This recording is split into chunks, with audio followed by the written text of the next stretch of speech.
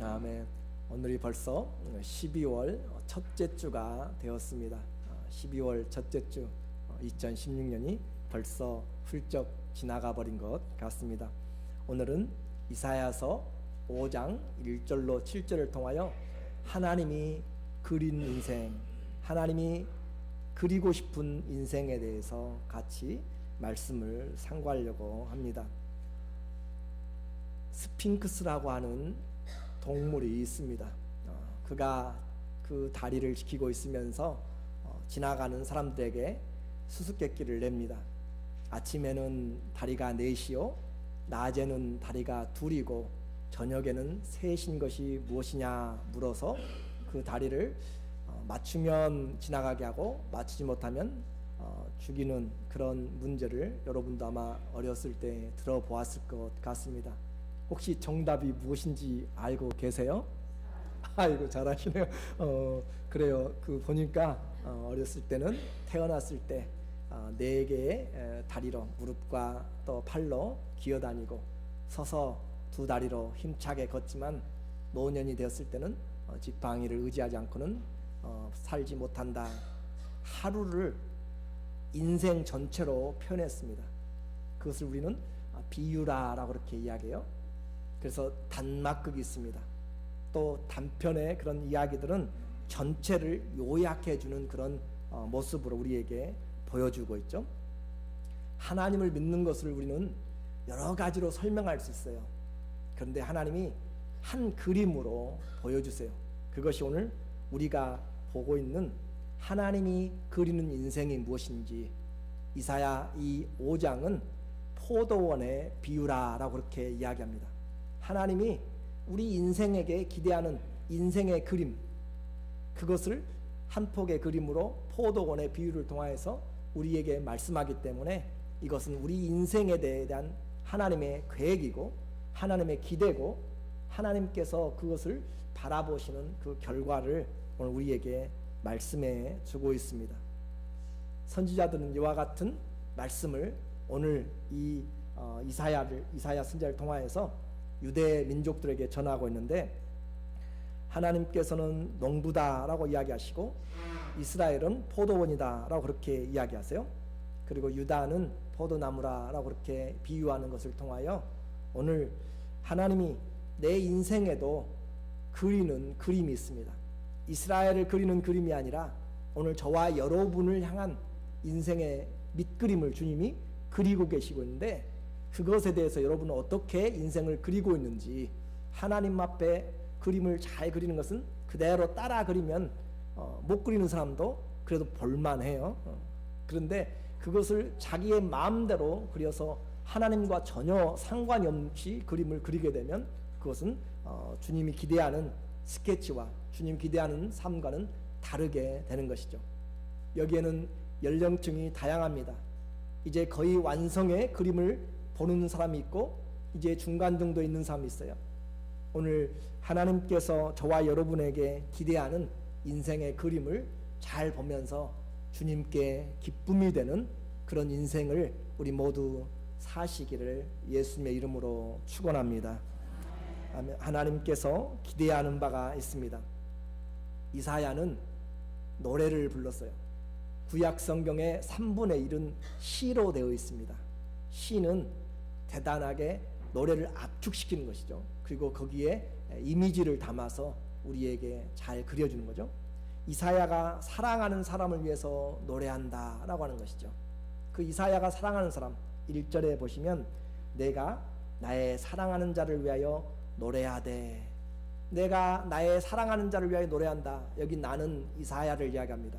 그리고 나의 사랑하는 자, 그분은 하나님을 이야기해요. 내가 나의 사랑하는 하나님을 위해서 노래합니다.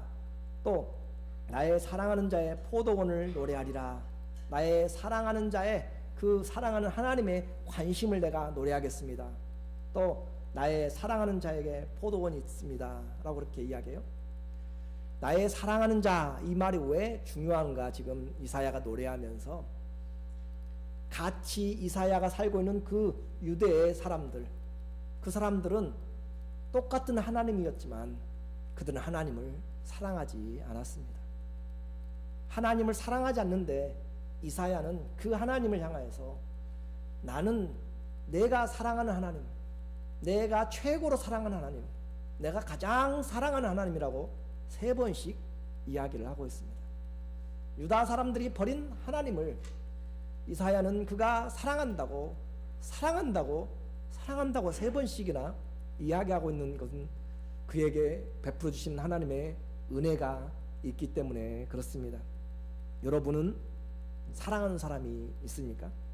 정말 가장 사랑하여서 그분을 향하여서 노래 부르고 싶은 그런 노래가 여러분에게는 있습니까? 이사야는 그 사랑하는 자를 위하여서 오늘 노래를 하고 있습니다. 도무지 표현하지 않으면 안 되는 사랑하는 자를 대신하여서 사랑하다 보니까 그가 무엇을 원하는지를 알게 된 것입니다. 내 사랑하는 하나님께 포도원이 있다라고 그렇게 이야기하죠. 포도원은 그 당시에 아주 중요한 재산입니다. 옛날에 우리 조선시대나 고려시대 때 토지를 가지고 있으면 그래도 중요한 재산에 거리잖아요. 그런 것처럼 이 포도원은 귀중한 이스라엘의 재산이에요. 조상들이 물려준 그런 기업인 경우가 많아서 아무리 권력자가 뺏으려고 해도, 심지어는 왕이 그것을 뺏으려고 해도 그 땅이 좋든지 안 좋든지 그것을 간직하려고 했습니다. 그래서 열왕기상 2장 2절부터 보면은 우리에게 21장에 보니까 아합이라고 하는 왕이, 북이스라엘 왕이 나봇에게 이르되 네 포도원이 내 궁 옆에 있기 때문에 가까이 있으니 내게 주어 나물밭을 삼게 하라. 내가 그 대신에 그보다 더 아름다운 포도원을 내게 줄 것이고 합의하면 돈으로 값을 쳐서 주리라 라고 그렇게 이야기를 해요. 그런데 포도원은 그것은 조상들로부터 받았다라고 했어요. 그렇기 때문에 나봇이 자기의 생명을 버리면서까지라도 지키려고 했던 재산입니다. 나봇이 아합 왕에게 말할 때 내 10조의 유업을 왕에게 주기를 하나님께서 금하실 것이다. 그렇게 해서 그는 결국 모함하는 이세벨로 인하여서 죽임을 당하게 되었습니다. 자기의 기업을 지키기 위한 것이죠. 그런데 그 사랑하는 하나님에게 기업이 있어요. 사랑하는 하나님의 기업이 있어요. 아무도 빼앗아갈 수가 없고, 그리고 그 기업을 위해서 하나님은 할 수 있는 모든 것을 이제 다 쏟아서 하기 시작하는 거죠. 사랑하는 이에게 포도원이 있는데 그것이 어디 있는가 보니까 5장 1절 하반절에 사랑하는 자에게 포도원이 있으며 심히 기름진 산에 있습니다 라고 했습니다. 그 포도원이 있는데 기름진 산에 있다. 다른 곳과 비교되지 않는 좋은 토양에 지금 있다라고 하는 것이죠. 해가 잘 비치고 또 배수가 잘 되고 온도가 그 입지 조건이 좋아서 비옥한 것, 그리고 이 기름진 포도원은 실제적으로 이야기하면 가나안 땅을 지금 비유하고 있습니다. 하나님께서 특별히 그 땅을 불러서 택하여서 하나님이 가나안 땅을 지금 이스라엘에게 주었다. 기름진 포도원이다 라고 했습니다. 그리고 그 기름진 포도원에 하나님께서 열심히 수고하고 애를 써서 포도원에 대한 기대를 나타냅니다. 2절에 보니까 땅을 파서 돌을 제하고 극상품 포도나무를 심었었도다. 그 중에 망대를 세웠고 그 안에 술투를 팠었도다. 좋은 포도 맺기를 바랐더니 들포도를 맺었도다. 땅을 파서 돌을 제하고 극상품 포도나무를 심었다라고 하는 것은 농부가 수고를 통하여서 포도원을, 가나안 땅은 돌들이 많이 있는 부분이 있습니다. 그러나 그 돌들을 다 제하여 버리고 그 포도원을 아주 잘 가꾸어서 개간하였고 거기에 극상품, 가장 좋은 상품을 심었다라고 그렇게 이야기합니다. 그것은 하나님께서 가나안 땅에 차지하고 있던 돌과 같고 가시와 같던 7족속 31명이나 되는 왕들을 다 깨뜨리고 다 쳐부시고 그들을 하나님이 기업으로 주었다라고 하는 것이죠. 그리고 하나님께서 망대를 세우고 술투를 팠었도다. 하나님이 그 포도원을 지키기 위해서 성전을 세우고 또 그들에게 하나님께서 선지자를 보내서 말씀을 보내서 잘 양육을 시켜서 그들을 지키고 인도했다라고 말씀을 하고 있습니다. 땅만 비옥한 것이 아니라 최상품의 포도 수종을 심었다. 그래서 극상품이라고 하는 쉐레크라고 하는 이 포도는 자줏빛이 선명하게 나는 최고급의 그때 당시의 포도 수종입니다. 그래서 이 포도는 하나님께서 심으신 이스라엘의 사람들을 지금 비유하는 거죠. 예레미야 2장 21절에도 이와 비슷한 내용을 표현합니다. 내가 너를 순전한 참 종자 곧 귀한 포도나무로 심었거늘 내게 대하여 이 포도나무에 악한 가지가 되면 어찌민가. 이사야도 극상품의 포도를 심었다라고 이야기하고 있고 예레미야도 내가 최고로 좋은 참 종자 귀한 포도나무를 심었다라고 그렇게 오늘 말을 하고 있습니다. 그렇게 하고 나서 망대를 세워서 도둑으로부터 상징막 원두막 같은 것을 생각하면 될 것이에요. 들짐승으로부터 보호를 합니다. 하나님이 지킬 수 있는 모든 것을 다 해서 그 포도원을 잘 가꾸고 이제 포도를 기대하면서 포도주 틀까지 다 만들어 놓고 이 탈곡을 하기 위해서 컴바인까지 다 사놓고 탈곡기까지 다 사놓고 창고까지 다 지어놓고 준비하고 있는 그런 모습입니다. 그런데 그들이 맺었던 결과를 보니까 2장 2절 하반절에 좋은 포도 맺기를 받았더니 들 포도를 맺었도다 라고 그렇게 이야기합니다. 좋은 포도를 기대하였는데 들 포도를 맺었다. 이 들 포도라고 이야기하는 것은 나쁜 포도를 이야기하고 있고 또 원어에서 보면은 악취라고 하는 그런 단어에서 나온 것입니다. 그러니까 포도에서 단맛이 나고 마셨어야 되는데 이 악취가 나고 때로는 약한 독을 품고 있어서 해로운 것, 먹을 수가 없는 것을 지금 여기서 나쁜 포도, 그래서 영어 번역에는 bad fruit 또는 useless fruit이라고 그렇게 쓸모없는 그런 포도라라고 그렇게 말씀을 하고 있습니다. 하나님이 그와 같이 수고하고 애썼는데 그 기대와는 다르게 가나안 땅의 포도는 여러분이 아시는 것처럼 가나안 땅에 정탐꾼들을 보냈을 때 포도송이를 메고 왔다고 그랬어요. 그만큼 그 좋은 포도를 주님이 예비하신 그 땅입니다. 그래서 좋은 포도를 기대했지만 그들이 맺은 것은 전혀 보잘것없는 오히려 나쁘고 독이 되는 들포도를 맺혀서 하나님께서 이제 사람들에게 이야기를 하는 것이에요. 너희가 한번 들어보세요. 시장에서 법정인 소송을 지금 주님이 하고 계신 것이에요. 3절에 그렇죠. 예루살렘 거민과 유다 사람들아 구하노니 내가 이제 나와 내 포도원 사이에 판단을 해보아라. 예루살렘 사람들아 유다 백성들아 함께 내 말을 들어보고 너희가 스스로 판단을 해보아라. 어떻게 포도원 주인이 이 포도원에 대해서 했으면 좋겠는가. 그들은 포도 농사를 해년마다 짓는 사람이기 때문에 잘 알고 있습니다.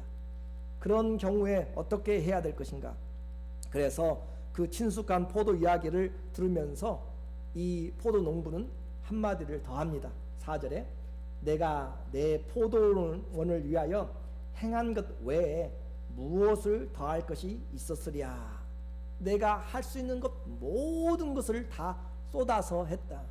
밤낮으로 그를 돌봤고 북을 도왔고 또 거기에 걸음을 하고 가지치기를 하고 할 수 있는 모든 것 내가 더 할 것이 없을 정도로 최선을 다했다라고 그렇게 이야기를 하고 있습니다. 그렇게 했는데 내가 좋은 포도 맺기를 기다렸거늘 들포도를 맺음은 어찌민고 한번 너희가 판단해 보라 라고 그렇게 이야기하니까 이 농부들이 그 내용을 들으면 이제 어떻게 해야 될지를 당연히 알고 있습니다. 그래서 그들이 그런 결심을 하게 될 때 하나님이 그들에게 묻고 있는 것이죠. 이 일은 지금 단순하게 한 번의 농사가 잘못됐다라고 하는 그런 문제가 아니라 반복되고 반복되었음을 이야기를 합니다. 5장 2절 하반절에 보면은 좋은 포도 맺기를 바랐더니 라고 하는 단어가 나오고, 또 4절에서도 좋은 포도 맺기를 기다렸거늘 그렇게 이야기하고, 7절에도 그들에게 공평을 바라셨더니, 그것은 하나님께서 바라고 기다리고, 여기 우리 성경에는 그렇게 다르게 쓰여있지만 원어에는 카바라고 하는 단어로 동일한 단어입니다. 그러니까 하나님이 기다리고 기다리고 기다렸다라고 하는 것을 이야기를 하고 있어요. 기다림에는 단순한 기다림이 있습니다. 신호등을 운전하며 가다가 신호등을 기다리는 것, 그것은 우리가 시간이 되면 그냥 자동으로 바뀌어지는 것이죠. 또 계산대에서 줄 서가지고 기다리는 것, 시간이 되면 그냥 기다리는 것이에요. 티켓을 사서 기다리는 것도 마찬가지입니다. 그러나 그런 단순한 시간이 가면 해결되는 그런 기다림이 아니라 기대가 있는 기다림, 기대하는 기다림은 다릅니다. 대학을 지원하여서 가고 싶은 학교를 기다리고 있는 그 기다림은 전혀 시간이 간다고 해결될 것이 아니에요. 꼭 그렇게 되기를 원하는 기다림입니다. 또 직장이 어려울 때 직장의 인터뷰를 수십 군데씩 내면서 자기가 원하는 곳에 인터뷰를 하고 나서 그 결과를 기다리는 기다림은 그냥 시간이 간다고 되는 것이 아니라 최선을 다해서 쏟아놓고 부어놓은 결과라면 그것은 정말 성경에서 2절, 4절, 7절에 이야기한 것처럼 기다리고 기다리고 기다리고 바라는 그런 기다림이다 라고 하는 것이 성경의 오늘 내용입니다. 그렇게 한 해만이 아니라 포도원을 만들고 돌을 제하여 버리고 최소한 2, 3년에 기다리는 것죠. 최소한 그런 그것들을 하려면은 그렇게 하면서 했는데 좋은 열매가 아니라 갈수록 나빠지는 상태를 이야기합니다. 내년이면 더 좋아지겠지 했는데, 내후년이면 더 좋아질 것 했는데 갈수록 나쁜 열매를 맺어가는, 그래서 죄만 짓는 유다에게 인내가 끝났음을 이야기하는 완료형으로 표현하고 있습니다. 이 비유를 여러분이 이해하기 쉽게 예수님이 또 이야기를 하죠. 누가복음 13장 6절과 7절에 보면 이에 비유로 말씀하시되, 한 사람이 포도원에 무화과 나무를 심었는데 와서 그 열매를 구하되 얻지 못한지라. 과원지기에게 이르되 내가 3년을 와서 이 무화과 나무의 실과를 구하되 얻지 못하니 찍어버리라. 어찌 땅만 버리겠느냐. 올해도 왔고 내년에도 왔고 3년을 지나왔어요. 그래서 얻지를 못했어요. 그러면은 소득이 더 이상 없는 거잖아요. 그럴 때 그는 하나님은 분명히 이야기를 합니다. 그렇게 말했더니 그 관리인은 최선을 다해서 내가 한 번 더 하겠습니다. 8절과 9절에 보니까 대답하되 주인이여 금년에도 그대로 두소서.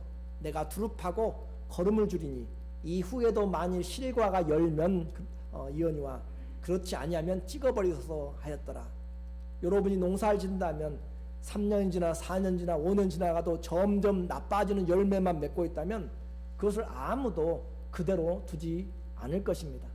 그래서 그와 같이 그 열매를 맺지 못하는 것에 대해서 하나님은 심판을 하신다라고 하는 거죠.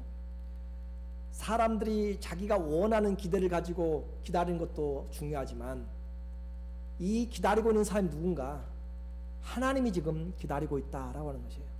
전능하신 하나님께서 여러분의 인생에 대해서 하나님이 밑그림을 그려놓고 하나님이 여러분을 위해서 예수 그리스도의 피로 사서 하나님이 하실 수 있는 모든 것을 때를 따라서 주님이 은혜를 주셨고 때를 따라서 양육하시고 때를 따라 기도의 응답을 주시면서 성령의 이른비와 단비를 내려주시면서 하나님이 우리를 양육하고 세워주셨고 할 수 있는 것을 하나님은 다 했다라고 하면서 주님이 오늘 우리에게 열매를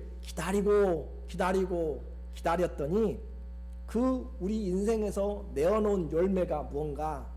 들포도, 악한 포도만 맺혔다라고 하는 것이죠. 하나님이 우리에게 기쁨을 주셨습니다. 하나님이 우리에게 감사를 주셨습니다. 하나님이 우리에게 평강을 주셨는데 우리가 내어놓은 열매는요, 불만이고요, 시기고요, 언쟁이고 교만이고 찡그림이고 화냄이고 만년 피로자가 있는 것처럼 만성 불만으로 살아가는 그런 성도들이 열매를 내어놓았을 때 하나님이 그 열매를 받으실 것인가 라고 오늘 말씀을 하고 있습니다. 농부가 결심을 합니다. 몇 년씩 기다려도 좋아지는 것이 아니라 점점 나빠지는 그런 상태에서 5절에 보니까 이제 내가 내 포도원에 어떻게 행할 것을 너희에게 이르리라. 내가 내 포도원 그 울타리를 걷어 먹힘을 당하게 하며 그 담을 헐어 짓밟히게 할 것이요. 울타리가 있을 때는 별로 유익한지 몰랐습니다. 그런데 막상 울타리가 없어지고 나면 그것은 전혀 보호받지 못하고 사람들이 행하게 되고 들짐승들이 언제든지 들어다니면서, 오늘 우리 시대도 마찬가지. 교회가 있을 때는, 하나님의 말씀이 선포될 때는, 우리에게 예배 시간이 있을 때는, 그것이 울타리가 되었을 때는 그게 은혜인지를 몰라요. 그러나 그것이 사라지고, 우리는 알잖아요. 북한에서 한 번이라도 살았을 때 마음 놓고 한 번이라도 제대로 찬송을 해보고 싶다는 것이 지금도 그들의 소망이고, 지하교회에서 그 목숨 걸고 신앙하고 있는 사람들 우리는 보고 있지 않습니까? 그렇게 울타리를 걷어버리고 그 담을 헐고 짓밟히게 하리라. 그리고 내가 그곳으로 황무케 하여 다시는 가지를 자름이나 북을 돋우지 아니하여 진려와 가시 형극이 날 것이며, 내가 또 구름을 명하여 그 위에 비를 내리지 말라 하리라. 그들에게 필요한, 나무에게 필요한 가장 중요한 것이 가지를 쳐주고 북을 돋워주고 하는 그런 돌봄도 중요하지만, 가장 중요한 것은 바로 구름으로 비를 내리는 것이죠. 구름으로 비를 내리는 것을 가장 중요한데 그것을 걷어가 버리시겠다.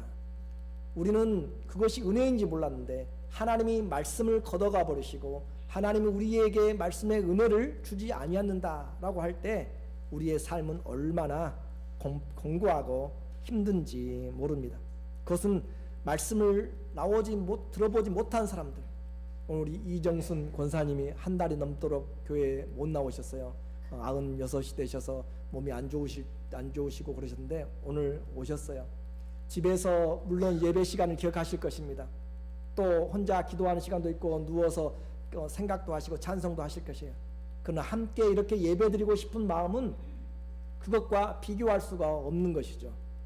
마찬가지로 오늘 우리에게 이 은혜가 그냥 제공되는 것이 아니라, 그냥 지나가다가 구름이 내려서 구름에서 비가 내린 것이 아니고, 하나님이 우리에게 때를 따라 이른 비와 늦은 비를 주시고 복된 장마비를 주셔서 때를 따라 지혜로운 하나님의 충성된 일꾼을 통하여서 하나님 때를 따라 양식을 우리에게 내려주시는 이 교회가 얼마나 귀하고 복된지 하나님은 우리에게 말씀을 하고 있는 것을 우리는 영적으로 깨닫게 되는 거죠. 하나님이 이와 같이 하게 됨으로써 아무리 잘난 인생도, 아무리 좋은 포도나무도 자기가 비를 내리게 할 수가 없습니다. 여러분이 아무리 뛰어난 인생을 가지고 나는 지혜가 있고 권력 있고 또 어떤 가정적인 배경이 있다 할지라도 여러분이 비를 내리게 할 수 없는 것처럼 여러분이 하나님의 은혜를 스스로 만들어낼 수가 없습니다. 은혜는 오직 하나님 우리 아버지와 예수 그리스도께로부터만 오는 것이 은혜입니다. 세상에서는 줄 수 없는 것이에요. 그런데 하나님이 그것을 거둬가 버리시겠다. 하나님의 그 심판이 뭐예요? 유기시키는 거죠. 하나님과 상관이 없도록 놔둬버리면 그대로 우리는 황폐케 되고 그리고 막장 인생이 될 수밖에 없습니다. 하나님 안에서 오늘 주님이 이 말씀을 정확하게 풀이를 해주고 있습니다. 7절에 보니까 대저 만군의 여호와의 포도원은 이스라엘의 족속이요 그의 기뻐하는 나무는 유다 사람이라. 그들에게 무엇을 바라셨어요? 공평을 바라셨더니 도리어 포학이요 그들에게 의로움을 바라셨더니 도리어 부르짖음이로다 라고 그렇게 말씀을 하고 있어요. 이 비유의 의미가 분명하게 오늘 나와 있습니다. 그 비유의 의미를 통하여서 이 포도원은 이스라엘이라고 그렇게 이야기를 하고 있고 지금 그것은 교회다라고 그렇게 이야기를 하고 있어요. 넘겨주세요. 그래서 이 포도원을 통하여서 하나님께서 이 말씀이 교회다라고 그렇게 말씀을 통하여서 포도나무는 유다 사람들 그리고 성도인 것을 오늘 신약에 우리에게 말씀을 해주고 있습니다. 그리고 바라는 열매가 무엇인가? 공평과 의로움을 바랐어요. 좋은 포도를 바랐어요. 하나님은 많은 포도보다도 좋은 포도를 원하셨습니다. 좋은 포도를 원했는데 성령의 열매를 원했는데 우리가 맺어진 것은 육신의 열매만 가득가득 맺혔다라고, 들포도만 맺혔다라고 오늘 우리에게 말씀을 하고 있습니다. 그렇게 해서 결국 맺은 열매는 포악과 부르짖음이라, 하나님이 원하시는 그런 그 열매를 원하는데, 좋은 열매를 맺기 원했는데 살육과 압제와 피 흘림으로 그렇게 그들은 포악을 맺었고, 또 선한 의로운 열매를 맺었는데 그들은 울부짖음과 비명과 절규의 그런 죄와 악의 열매들을 쏟아냈다라고 하는 것이에요.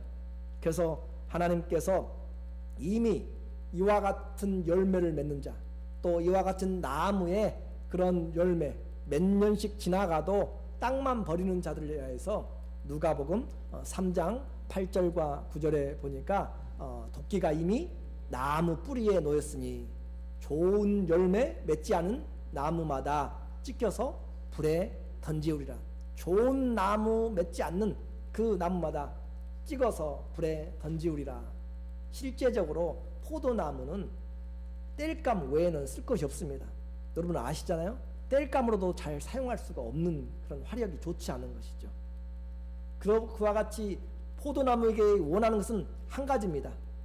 좋은 열매입니다.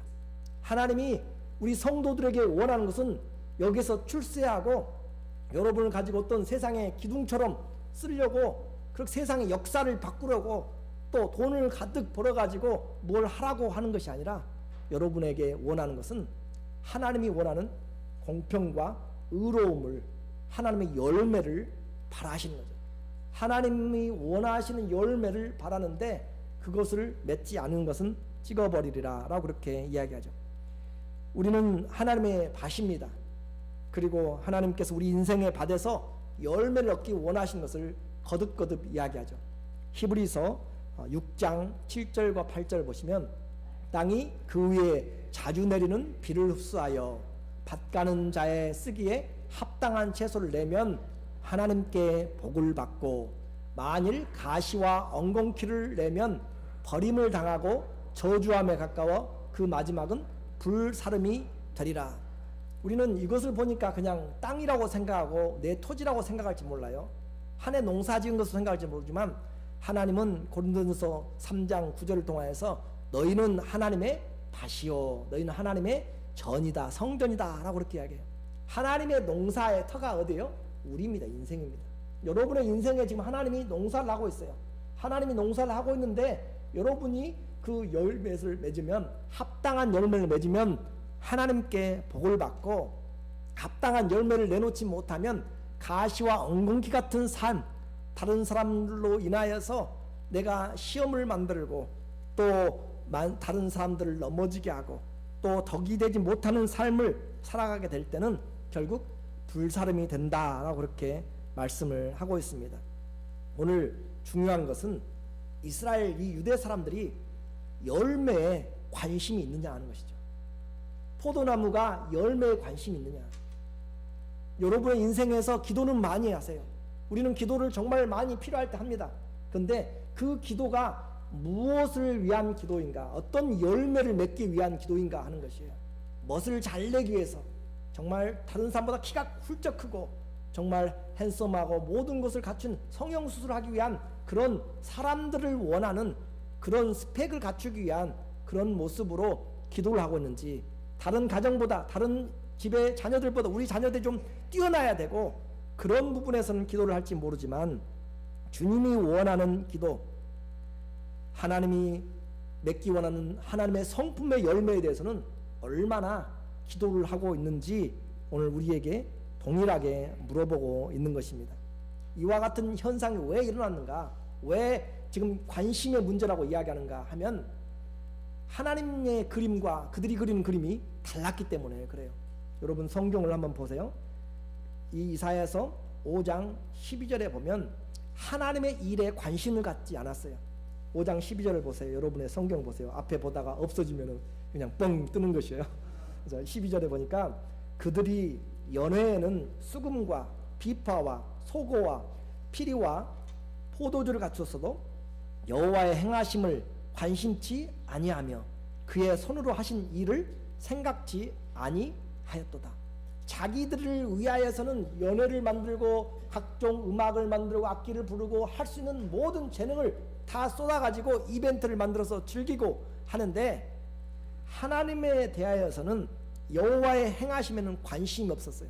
하나님이 무엇을 원하는지, 내 인생에 무슨 열매를 주님이 기대하고 있는지 그 기다림과는 전혀 다르게 다른 열매들만, 들포도들만 맺혀놓고 열매를 맺었다라고 있는 것이 바로 관심이 다른 데 있기 때문에 그렇지 않은가. 오늘 이사야의 이 선지자의 말씀, 또 예언서의 선지자의 말씀은 듣기에 참 힘든 내용이죠. 그러나 이와 같은 말씀도 사랑하기 때문에 하시는 줄로 받는 자가 중요합니다. 하나님이 포기했으면 말씀도 끊어지는 것이에요. 하나님이 포기하지 않으시니까 회개하라고 이야기하시고 책망하신다고 이야기하시고 하나님이 내가 가서 버리라 라고 그렇게 말씀을 하시고 있는 거죠. 말씀이 들려지는 한 우리에게는 기회가 있는 줄로 믿습니다. 주님이 우리에게 이와 같이 오늘 말씀하는데 24절을 한번 보세요. 또 여러분이 가지고 있는 24절을 보니까 그들이 살고 있으면서 인생의 뿌리를 하나님의 말씀의 뿌리를 놓지 않았어요. 24절에 이로 인하여 불꽃이 그루터기를 삼킴같이 마른 풀이 불 속에 떨어짐같이 그들의 뿌리가 썩겠고 꽃이 티끌처럼 날리리니 그들이 만군의 여호와의 율법을 버리며 이스라엘의 거룩하신 자의 말씀을 멸시하였습니다. 하나님은 말씀으로 일하시는 하나님이세요. 하나님은 말씀으로 천지를 창조하셨고 하나님 말씀을 보내사 위경에서 건지시고 하나님이 곧 말씀이십니다. 그 말씀에 뿌리를 내리지 않는 인생, 다른 생각을 할 수밖에 없고 다른 것으로 살아갈 수밖에 없고 다른 것에서 먹고 영양분을 얻을 수밖에 없습니다. 그래서 8절부터 시작해서 오늘 이 이사야 5장에서는 6가지 화를 이야기합니다. 하나님이 선지자를 통하여서 6가지 화를 이야기하는데 그들이 탐욕과 이기심에는 관심이 지대하였어요.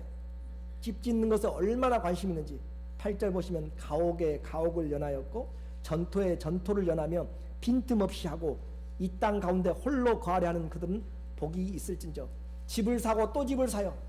또 땅을 사고 또 사요. 그리고 다른 사람이 어떻든지 상관없고 이 땅에서 홀로 거하려는 자들아, 나만 잘 되면 되는 것이에요. 이웃집에서 어떻게 되든지 내 옆에 있는 사람들 어떻게 되든지 탐심이 자기의 인생에 관심이 되어버린 것이고 이기심이 자기의 모든 인생의 열매가 되어버린 것, 하나님과 상관이 전혀 없는 들포도, 나쁜 포도를 지금 맺어가고 있는, 독약을 맺어가고 있는 것이죠. 11절에 관심이 어디 있어요? 술 취함과 방탕함에 있습니다.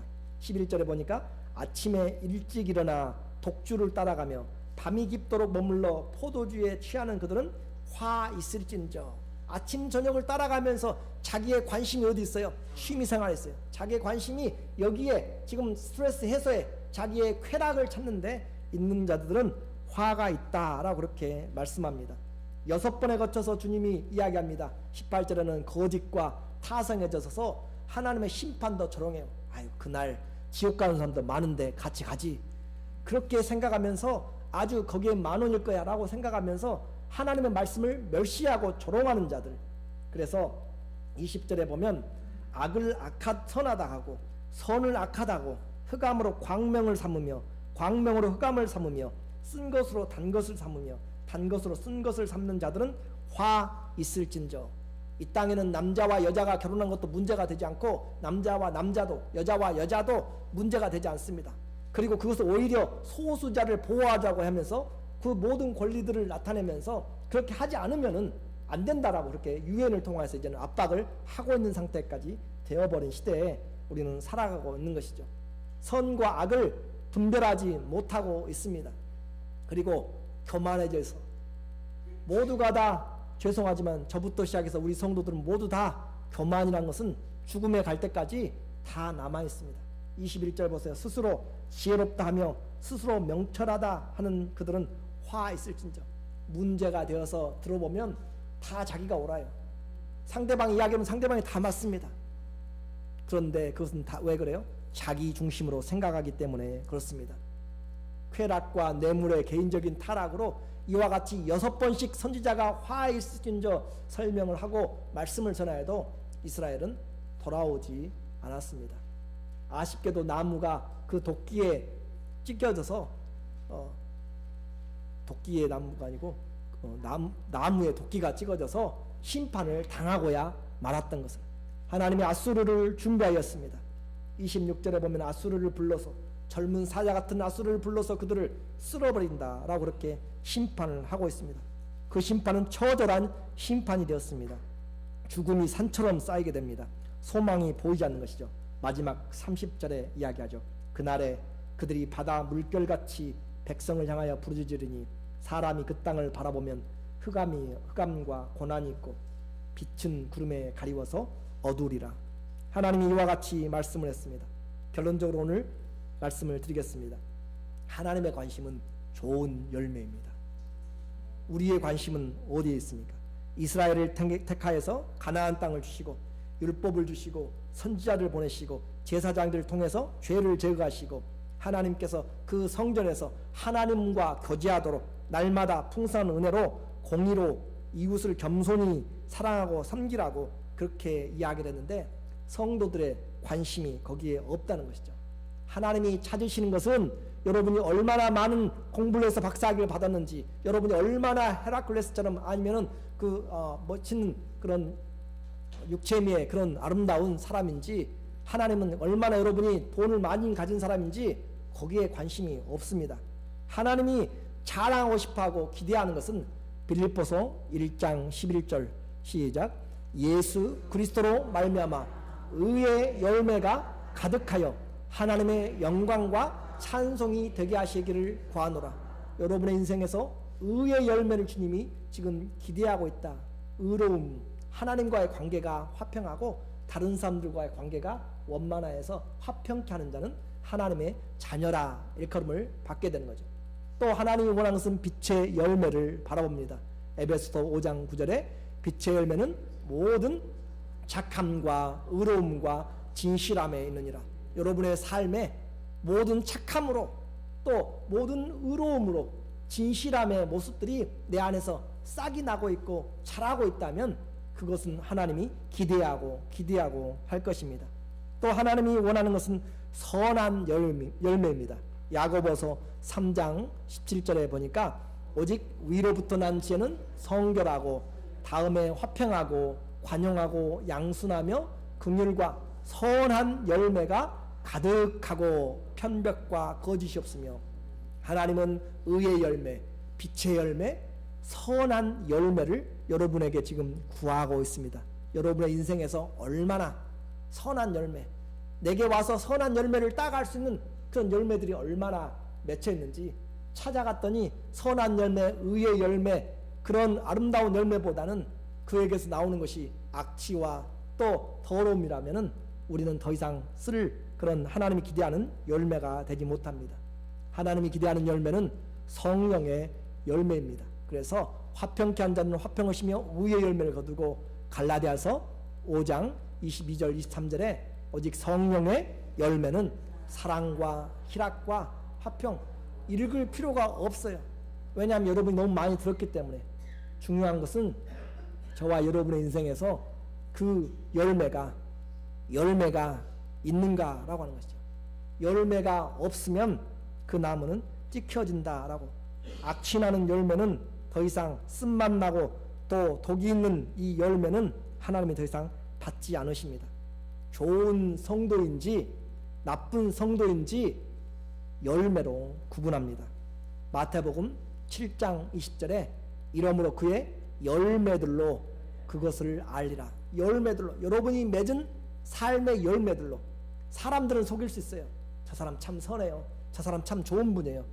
No, 하나님의 눈앞에서, before God's eyes, 하나님의 눈앞에서 그 사람이 주님이 원하는 열매를, 좋은 열매를 맺혔는지, 한 해 농사는 추수로 끝나지만 성도의 열매는 지속적으로 맺혀야 됩니다. 왜냐하면 내 인생을 통하여서, 내 인생의 농사를 통하여서 하나님이 기대하시고 원하시기 때문에 우리는 그 열매를 맺어야만 되죠. 그리고 하나님은 그 열매를 맺도록 하기 위해서 최선을 다해서 늙어도 결실하도까지 하나님은 열매를 맺도록 최선을 다하십니다. 시편 92편 12절 14절에 보니까 의인은 늙어도 결실하며 진액이 풍족하고 빛이 청청하여, 나무는 늙으면 또 닭도 늙으면은 알을 낳지 못합니다. 그러나 의인은 늙어도 결실합니다. 의인은 늙어도 하나님의 성품을 더 많이 풍족하게 가지고 있습니다.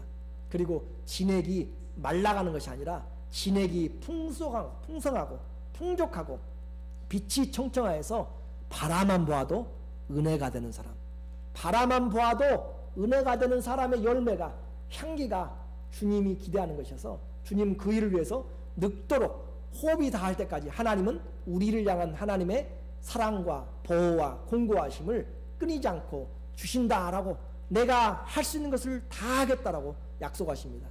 오늘 우리 인생의 농사가 망쳐지지 않고 하나님께서 기뻐하시는 의의 열매, 선한 열매, 빛의 열매, 성령의 열매들이 정말 내 안에서 바라만 보아도 누구든지 와서 따먹고 나눌 수 있는 그런 하나님을 기쁘시게 하는 우리 모두가 되기를 예수님의 이름으로 축원합니다. 아멘. 기도하겠습니다.